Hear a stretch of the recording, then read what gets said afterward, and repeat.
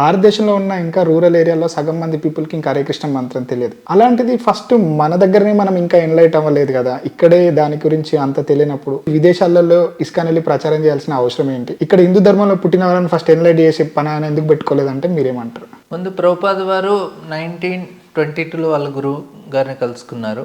1933లో ఆయనకి దీక్ష లభించింది. ఓకే. తర్వాత దీక్ష లభించిన దగ్గర నుంచి 1965 వరకు ఆయన భారతదేశంలోనే ప్రచారం చేశారు. ఓకే.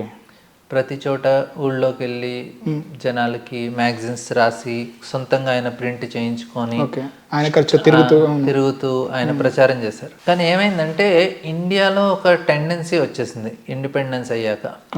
ఏంటంటే ఏదైతే ఇండియన్ ఉందో అదంతా primitive, western the best, America best, Britain best, ఇండియాలో ఏదున్నా కానీ అదంతా వేస్ట్ అని. సో అలా ఇంటలెక్చువల్స్ ఎవరైతే ఉన్నారో ఇండియాలో ఆ టైంలో వాళ్ళందరికీ అమెరికాని ఐడియల్ గా భావించారు.